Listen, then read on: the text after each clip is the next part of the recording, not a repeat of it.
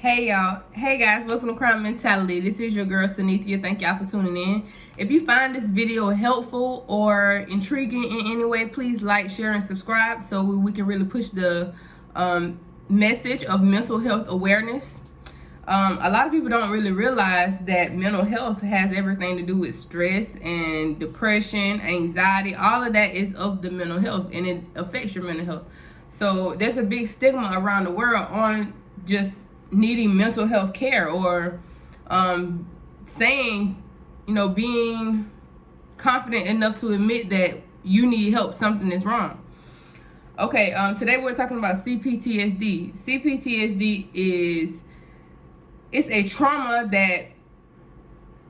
that is developed after a series of traumatizing events.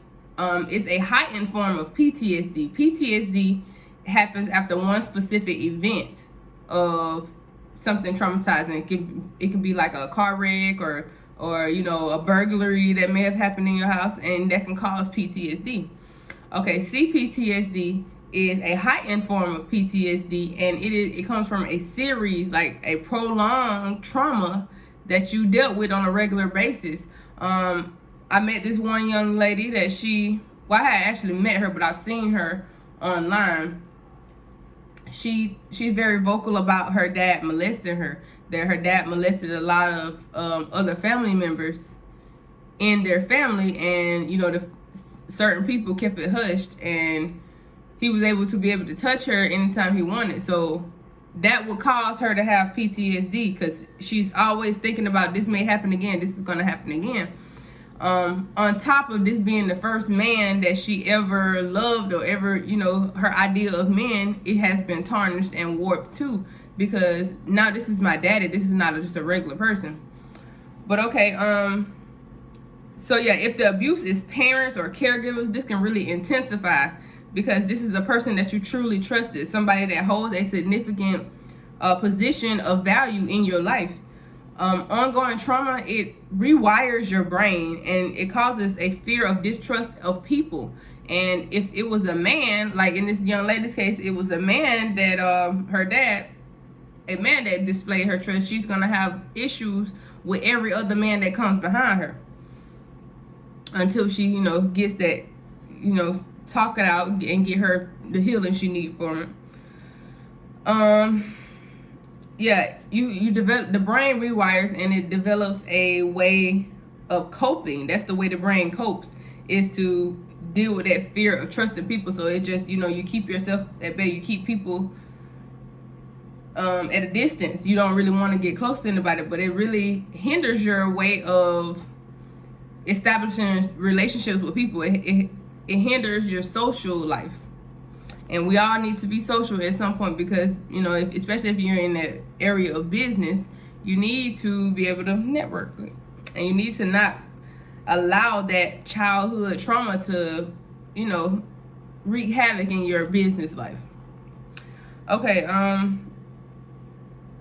it takes little for any trust to be built to be destroyed. So any trust that you started to build with a person, it doesn't take but a little bit of discord to destroy that relationship, because it's like you were given a little inch, and the one thing that you find that you don't like or y'all disagree on, you're quick to let it go. You're quick to disregard it. No matter how you truly feel about it, you're quick to disregard it, because you're trying to protect yourself. Your mind is trying to protect yourself. The brain senses issues, and this overwhelms your brain, and it's like severely traumatized already. So it's almost like you're re-victimizing yourself, because your mind is so totally focused on the last thing that happened to you, the last traumatic event. Trust can be learned with support, but you really have to sit down with a good therapist or a good life coach to help you uncover all of these, negative feelings and things that you've been feeling. 2, terminal aloneness. It makes you feel like you are completely alone. You can be in a room full of people and you feel alone. You feel like you're the only one who's going through what you're going through. It feels like you have little connection or trust with people.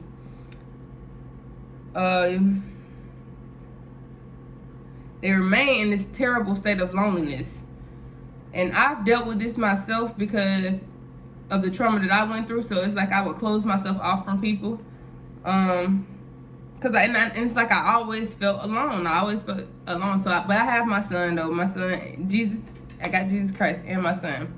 So, you know, I'm healing from my past trauma. And this is my way of doing it. Giving back to the community, making other people more aware of what's really going on with them when they think that something's wrong with them, but in actuality, it's not nothing wrong with you. It's, you know, the past trauma that you dealt with that you have not allowed to be processed. Emotional dysregulation. It's hard to keep your emotions regular. It's hard to stay in a peaceful state. You go to 0 from 100 very quick. It doesn't take much for you to get mad, and you have these extreme reactions to the smallest little things. You have emotional flashbacks. You have flashbacks to your trauma. And 3 types of flashbacks are visual flashbacks, where the mind is triggered and transported back to the trauma, and you feel as though you are reliving it.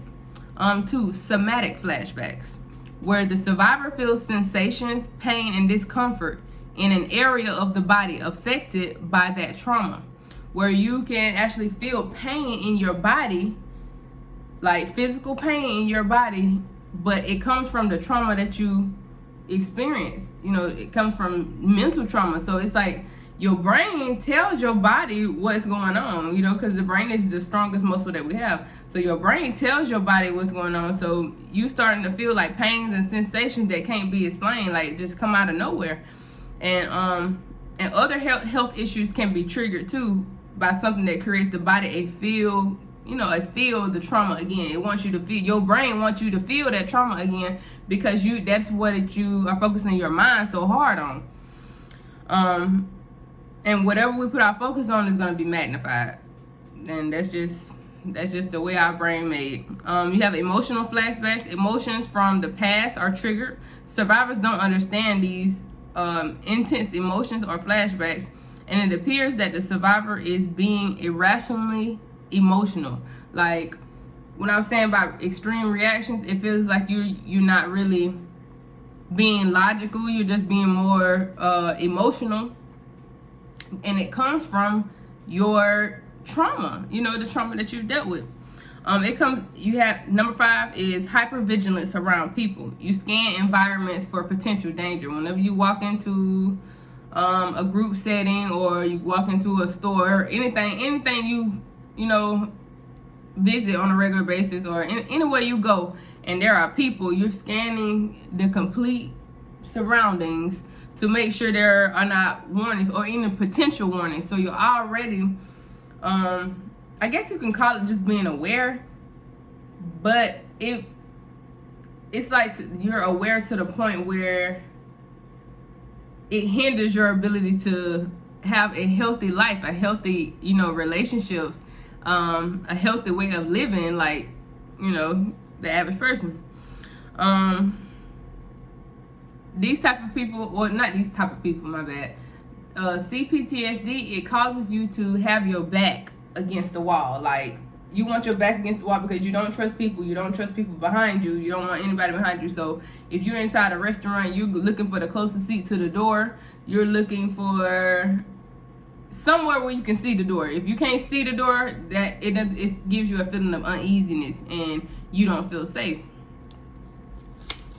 All right, guys, those are the 5 signs that I have. I have more on here, but if you would like to know the other signs and other symptoms that you may be experiencing Cptsd, I will create another video behind this one, and then I'll name it part 2. All right, thank y'all for listening. Y'all have a blessed day.